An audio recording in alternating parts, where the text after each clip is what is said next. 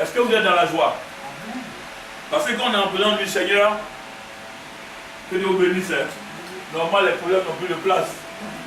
Nos pensées doivent être centrées sur lui, alléluia, parce qu'il est la joie au-dessus de toutes les joies. Est-ce que la machine, ça marche, ça va? On a l'image, que Dieu nous bénisse. Hein? Alors le thème de ce matin, vraiment c'est une grande exhortation. Et qui va nous permettre aussi d'ouvrir, de faire une lucane sur la doctrine. Mais on ne va pas être long là-bas. Parce qu'elle, on l'a souvent entendue, on la connaît. Mais on va s'exhorter à marcher dans la paix de Dieu. Que Dieu nous bénisse.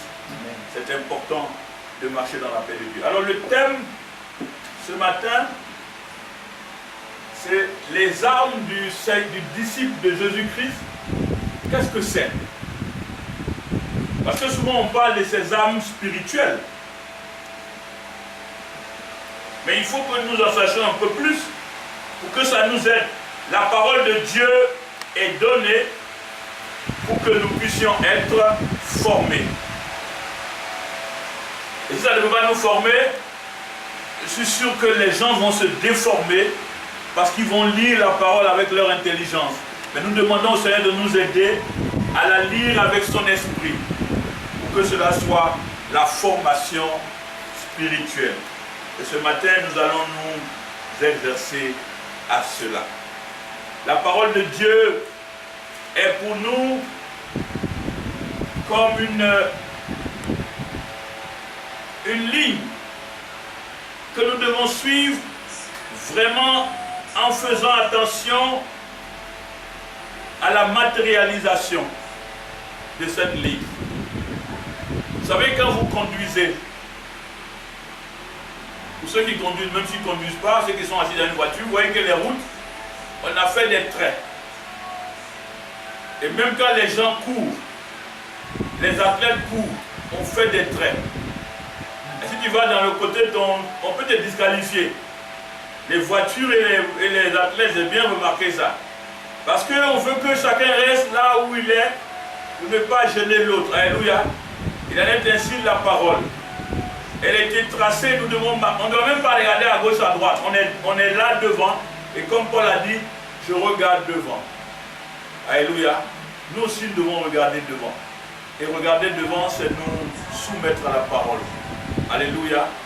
C'est nous soumettre à la parole. Et c'est chercher davantage à regarder ce que la parole veut nous donner, que nous n'avons pas compris, ou que nous avons compris, mais très peu. Parce que c'est toujours en allant dans la parole, en allant et en allant, qu'on devient quelqu'un qui est comme un érudit, mais pas un érudit intellectuel, mais un érudit spirituel, qui aime la parole parce que la parole l'aide à marcher avec Dieu. Cela est important parce que c'est ça qu'il faut. Que Dieu nous bénisse. Dieu donne sa parole pour qu'elle soit pour nous la force. Notre force est dans la parole. Parce que sinon nous serions les plus faibles de ce monde. Mais notre parole, la parole que Dieu nous donne, elle est vivante. Que Dieu vous bénisse. Hein? Cette parole-là est vivante. Et c'est ce ministère que le Seigneur nous a accordé. Le moment où on a prié, un moment on a prié en 2001, on demandait au Seigneur, mais comment est-ce que le ministère dans lequel nous travaillons va s'appeler? Et après un moment de jeûne, il m'a dit, c'est le ministère de la parole vivante. Alléluia. Ministère de la parole vivante, je me réveille avec ça dans la tête, jusqu'à ce que j'écrive. Mais la parole est vraiment vivante. Alléluia. Parce qu'aussi longtemps qu'elle doit être lue avec notre intelligence, elle ne sera jamais vivante. Demandons à l'Esprit de Dieu de nous aider à comprendre cette parole. Car cette parole est esprit et elle est vie. Alléluia. La parole est esprit et vie. C'est pour ça que lorsque le Seigneur a dit à Pierre, ben écoutez, pourquoi vous êtes là à attendre? Parce que tout le monde est parti. Au moins, il avait nourri 5000 personnes. C'était plus que ça. Après, c'était les hommes, on n'a pas compté les femmes et les hommes. Les enfants, pardon, et les femmes, on aurait pu être à 20 000. Alors, tout le monde est parti et il est resté 12 personnes qui attendaient. Et le Seigneur a dit, mais pourquoi vous êtes là? Et Pierre, comme toujours, alléluia, pouvait dire comme ça au Seigneur, à qui irions-nous?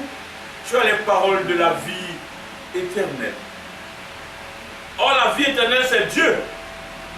C'est lui-même arrêté là. Que Dieu nous bénisse. Alors, nous allons, comme ce matin, le thème, c'est les armes du disciple de Jésus-Christ. Vous verrez dans beaucoup de versions, c'est les armes spirituelles du chrétien ou les armes simplement du chrétien.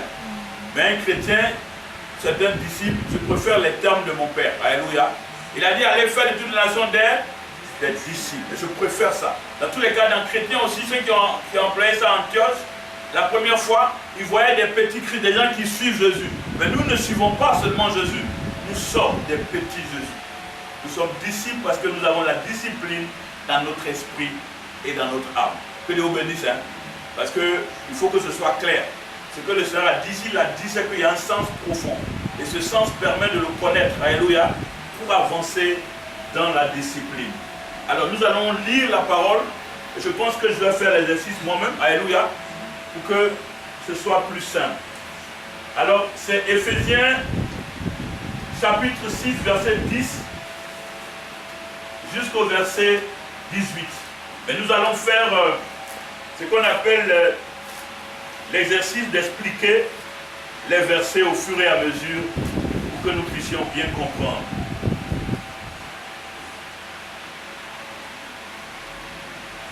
Alors la parole, Éphésiens 6, verset 10 à 18, nous faisons lecture de la parole. Au reste, fortifiez-vous dans le Seigneur, et par sa force toute puissante, revêtez-vous de toutes les armes de Dieu, afin de pouvoir tenir ferme contre les ruses du diable. Verset 12. Car nous n'avons pas à lutter contre la chair et le sang, mais contre les dominations, contre les autorités, contre les princes de ce monde de ténèbres, contre les esprits méchants dans les lieux célestes. C'est pourquoi prenez toutes les armes de Dieu, afin de pouvoir résister dans le mauvais jour et tenir ferme après avoir tout surmonté. Alléluia. Nous allons revenir sur chaque verset. Nous avançons pour finir et après on reviendra. Tenez donc ferme. Ayez à vos reins la vérité pour ceinture. Revêtez la cuirasse de la justice. Mettez pour chaussure à vos pieds le zèle que donne l'évangile de paix. Prenez par-dessus tout cela le bouclier de la foi avec lequel vous pourrez éteindre tous les traits enflammés du malin. Prenez aussi le casque du salut et l'épée de l'esprit qui est la parole de Dieu. Faites en tout temps par l'esprit toutes sortes de prières et de supplications. Veillez à cela avec une entière persévérance et priez pour tous les saints. Alléluia. Amen. Que Dieu vous bénisse. Hein? Amen. La parole déclare qu'il faut prier pour tous les saints. Mais qu'est-ce que ça veut dire tous les saints? C'est qui les saints? C'est qui les saints? La parole déclare qu'il faut prier pour tous les saints. Et on parle aux frères d'Éphèse. Le Seigneur, au travers du frère Paul, fait un courrier aux frères d'Éphèse, leur dit priez pour tous les saints. On reviendra sur le fond de la parole. Hein. Mais à la fin, il a dit priez pour tous ceux qui ont cru. Tous ceux qui croient Jésus. Avant de croire en Jésus. Tous ceux qui croient Jésus, priez pour eux. Parce qu'à travers le monde, et ça je demande souvent à l'église d'Abidjan, de prier pour les saints. Parce que les saints sont la lumière du monde. Et quels que soient les lieux où ils sont, ils peuvent avoir une lumière qu'ils ont oublié d'allumer. Priez pour eux. Parce qu'on peut oublier d'allumer. Parce qu'on pense qu'on veut éclairer quand il fait noir. Mais il fait noir quand il y a un grand soleil. Alléluia. Le monde est dans le noir. Donc on a besoin d'une grande torche pendant que le soleil est au zénith. Et que les gens nous voient dans la rue à une grande torche. Et qu'ils se disent, mais on peut être normaux, c'est ça. On dit non, mais on a la vérité pour éclairer cet éclairage que vous ne voyez pas. Que Dieu nous bénisse. Hein? Je veux dire qu'il faut qu'on ait notre parole de Dieu, la parole de Dieu ouverte dans nos vies tous les jours. On ait la Bible à lire et que la Bible nous inspire chaque jour pour ce qu'on va faire. Sinon, ta Bible, c'est la lumière, elle peut être fermée. Et si elle est fermée, c'est comme si elle est éteinte. Que Dieu nous bénisse. Hein? On va reprendre verset par verset. pour que nous puissions tous comprendre. Alléluia. Au reste, fortifiez-vous dans le Seigneur et par sa force toute puissante. Alléluia. Revêtez-vous de toutes les armes de Dieu afin de pouvoir tenir ferme contre les ruses du diable. Alors qu'est-ce que ça veut dire ça? Fortifiez-vous dans le Seigneur. Comment on se fortifie dans le Seigneur? Comment on se fortifie dans le Seigneur? Par la prière. Les exhortations. Exhortation, mais par la parole. Parce qu'on verra ça à la fin, on dira par la parole et la prière. Parce que la parole et la prière sont pratiquement les mêmes choses, ce sont des armes puissantes. Alléluia. Et nous verrons ce que ça veut dire, toutes ces choses. Et le verset on dit, revêtez-vous de toutes les armes de Dieu afin de pouvoir tenir ferme contre les ruses du diable. Nous verrons tout à l'heure les armes de Dieu. Alléluia. Parce que pour tenir ferme contre les ruses du diable, ce qu'il nous faut, c'est principalement quoi? La parole toujours et la parole encore. Parce que la foi, c'est la parole. C'est toute la Bible qui est la foi. Parce que la foi, c'est Christ. Or, c'est Christ seul qui peut éteindre les traits inflammés du malin. Nous verrons ça tout à l'heure. Parce qu'il est Dieu. Aucun exercice humain ou religieux ne peut éteindre les traits inflammés du malin. C'est pour ça qu'il faut qu'on s'asseye mieux en lui. Parce qu'il n'y a pas un moment où on a connu Dieu. C'est toute notre vie. Que Dieu vous bénisse. Toute notre vie, chaque jour, on doit le connaître davantage. Parce qu'il est trop profond. Il est trop large, trop grand. Son amour est ainsi comme lui-même. Parce qu'il est amour. Alléluia. Que Dieu nous bénisse. Quand nous n'avons pas à lutter contre la chair et le sang, mais contre les dominations, contre les autorités, contre les princes de ce monde de ténèbres, contre les esprits méchants dans les lieux célestes. Alléluia. Que Dieu nous bénisse. Vous voyez que le combat n'est pas donc physique. Alors quand vous voyez des gens qui sont dans un combat physique, ça peut faire peur. Parce qu'ils font un combat physique contre un adversaire qui n'est pas physique, qui est domination. Heureusement que Dieu nous a accordé cette grâce d'avoir la puissance. Et il a dit, je vous donnerai le pouvoir de marcher sur quoi? Sur les serpents et sur les scorpions et sur toute la puissance de l'ennemi, du diable. Et rien ne pourra vous nuire. Si le Seigneur l'a dit, c'est que c'est vrai. Mais à quel moment vous allez pouvoir marcher sur la puissance de l'ennemi? C'est ça qui est la question. Les serpents et les scorpions, ce n'est pas les serpents et les scorpions qui sont dans les ravins. Si vous abusez avec eux, ils vont vous mordre et peut-être vous n'allez plus vivre. Parce que c'est spirituel. Alléluia. Ils vont marcher sur les serpents et les scorpions, mais il faut que nous ayons les armes nécessaires. Alléluia. Pour arriver à cela. Et c'est pour ça que tout à l'heure, il va nous montrer les armes. Parce que tout ce qu'il a dit là, si tu n'as pas d'armes que tu as à faire, tu mourras certainement. Dans tous les sens, que ce soit physique ou que ce soit spirituel. Est-ce qu'on se comprend?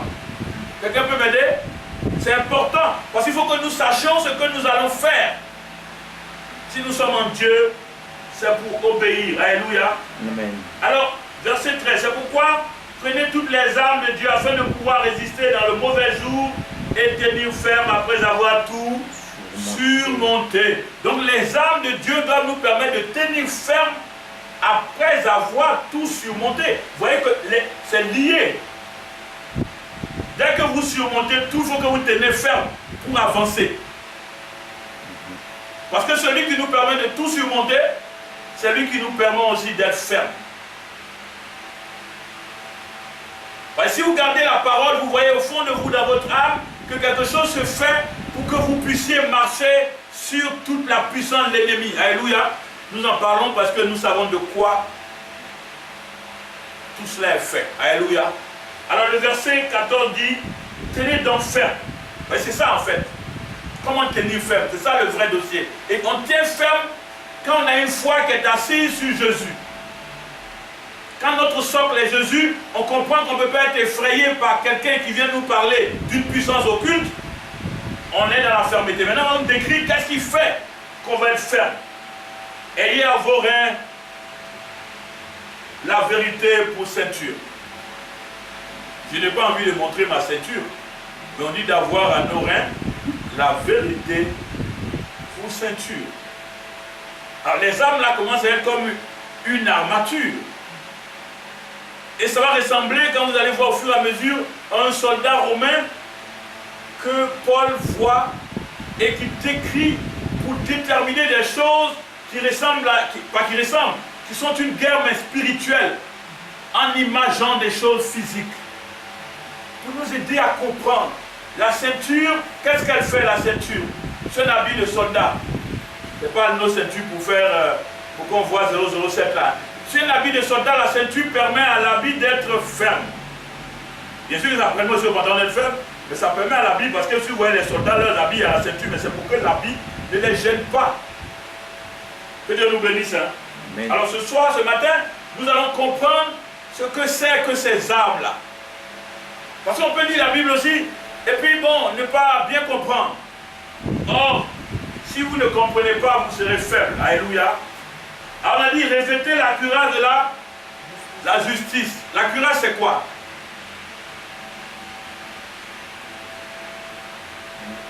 La cuirasse, vous savez, c'est quelque chose qu'on met comme ça pour se protéger. Alléluia. C'est vrai qu'il y a un bouclier, mais la cuirasse, lorsque quelque chose a traversé le bouclier par erreur, la cuirasse est là aussi pour vous aider à vous protéger. Et le Seigneur dit, c'est la justice. On a déjà la vérité et on vient d'avoir la justice. Et vous verrez que ce sont des dispositions de Dieu. Parce que la nature de Dieu est ainsi. Dieu est la vérité. Alléluia. Parce que le Seigneur l'a dit. En Jean 14, verset 6, il a dit quoi? Je suis le chemin, la vérité et la vie. Donc il est la vérité. En Jean 8, verset 9 à 10, qu'est-ce que le Seigneur a dit?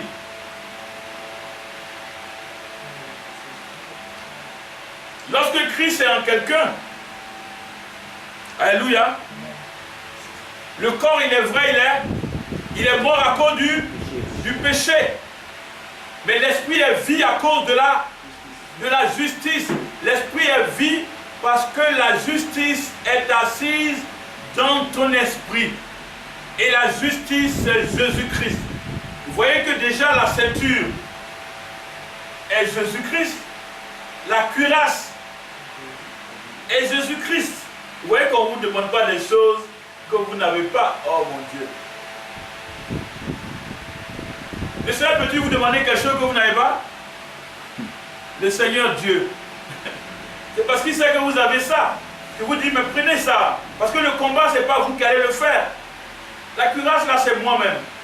Mais mettez-vous en moi pour que je fasse ça. Pour que si vous vous éloignez tous les jours de moi, je ne vous verrai pas. Mettez pour chaussures à vos pieds le zèle que donne l'évangile de la paix. Alléluia. Donc il y a le zèle et l'évangile de la paix. C'est-à-dire que la paix, Jésus-Christ, c'est la paix de nos âmes. Voyez un peu à nos pieds, encore il faut qu'on ait le Seigneur pour pouvoir parler de sa part. Verset 16, prenez par-dessus tout.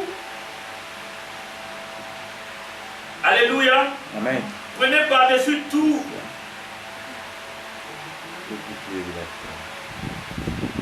Non, on était aucun. Donc c'est prenez par-dessus tout le bouclier de la foi.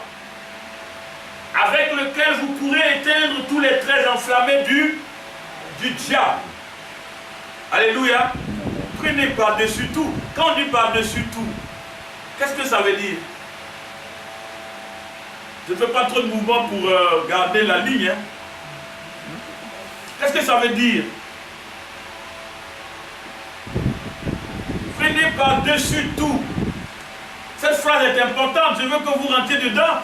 Parce que le mystère de la foi est encore ici présenté par cette parole merveilleuse. Prenez par-dessus tout, alléluia, alléluia, Amen. le bouclier de la foi. Alors le bouclier, qu'est-ce que c'est dans l'armature? Le bouclier.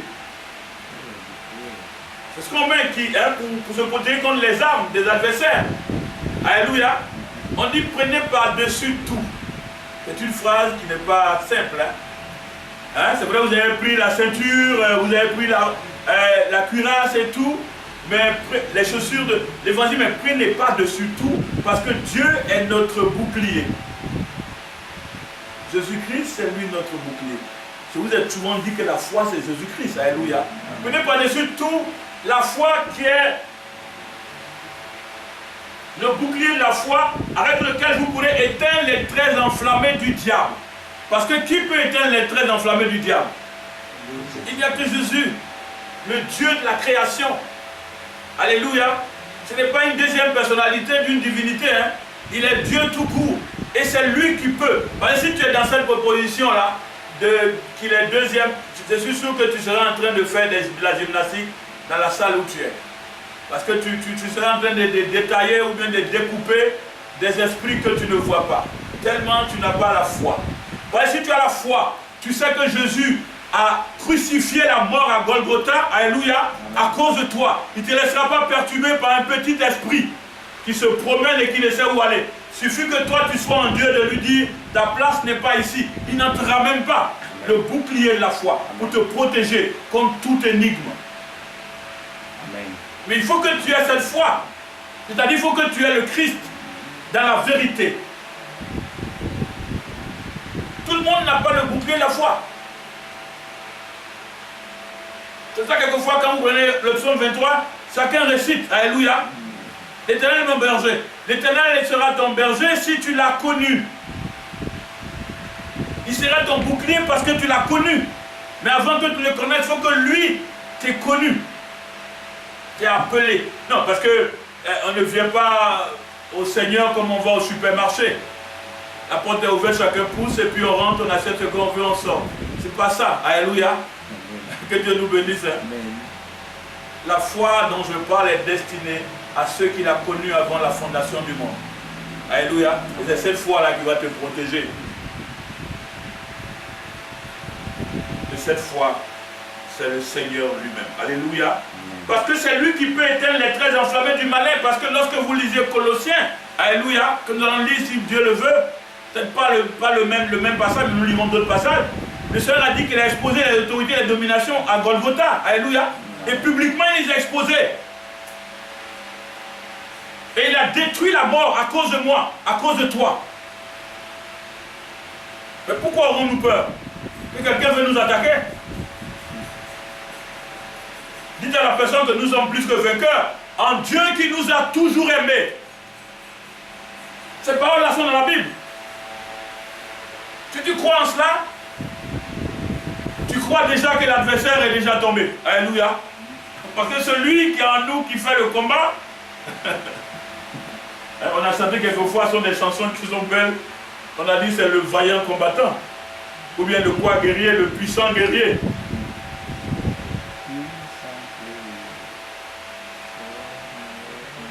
Puissant guerrier fort dans les combats. Et il n'y a aucun combat qui est au-dessus de lui. Car tous les combats sont finis. Ceux qui entendront ça vont se dire, ah lui là, c'est eux qui n'aiment pas qu'on délivre. Mais vous ne pouvez pas délivrer quelqu'un qui est chargé de la puissance de Dieu. Quelqu'un à qui Dieu est assis, je ne sais pas comment vous allez faire pour le je ne sais pas qu'est-ce que vous voulez faire. Et c'est pour ça avant parce que si le Seigneur n'avait pas dit cette phrase, je ne serais même pas prédicateur. Il a dit tout est accompli. C'est pour moi que tout est accompli. Il a fini tous ces petits débats. Nous devons venir maintenant pour chamailler, pour lier les... Non, on n'a personne à lier. Déclarer la parole. Si vous déclarez la parole qui est la vérité, il n'y a rien à lier. C'est pour ça qu'il faut être assis dans la parole. Je vous ai dit que c'est une affaire quotidienne. Autant vous respirez les matins au soir. Il n'y a pas un moment où on dit, bon écoute, il ne faut pas respirer un moment. On va essayer de te parler d'autre chose. Tu vas dire, non monsieur, excusez-moi, si c'est pour la respiration, il faut me laisser respirer, mais supporte-moi. Non, je dis ça parce que nous, on joue avec sans s'en rendre compte. La parole est la respiration de l'enfant de Dieu. Comme la prière. Ce que je dis est important. Hein.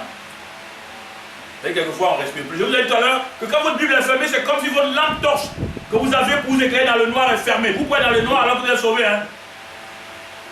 Et si vous êtes dans le noir, vous êtes sauvé, vous avez collé des arbres, vous avez collé des fauteuils dans votre maison, dans votre propre maison. Vous avez collé le bord du lit. Vous blessez, quoi que sauver. Parce que vous n'ouvrez plus la lumière pour voir clair. La parole est importante pour nous parce qu'elle est la parole de Dieu. Ce n'est pas la parole du grand-père ou de l'oncle parce qu'il est sage. Selon le monde, c'est la parole de Dieu. Et nous avons été investis pour cette parole. C'est comme ça que nous disons des choses que l'homme quelquefois ne reçoit pas. Parce que ça ne l'intéresse pas que quelqu'un dise pourquoi on veut délivrer. Vous délivrez parce que vous êtes toujours encore en prison. Ce n'est pas que vous êtes possédé que vous aimez délivrer. Celui qui a Christ peut ne pas savoir ce que c'est. Les gens disent non, Christ m'a délivré. Mais quand Christ délivrait, il n'y avait pas l'église.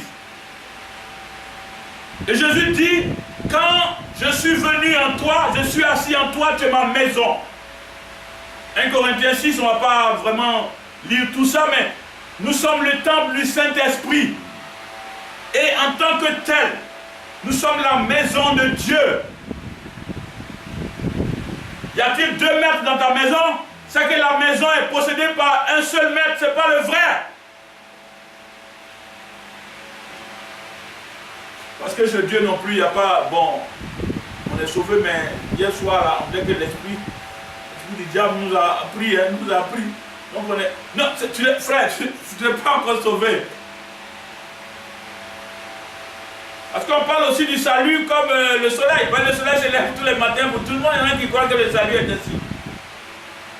Le salut est un mystère. Alors on dit, prenez aussi le casque du salut et l'épée de l'esprit qui est la parole de Dieu. Que Dieu nous bénisse. Hein? Parce que le salut c'est quoi? C'est qui le salut? Le salut de nos âmes, c'est le Seigneur.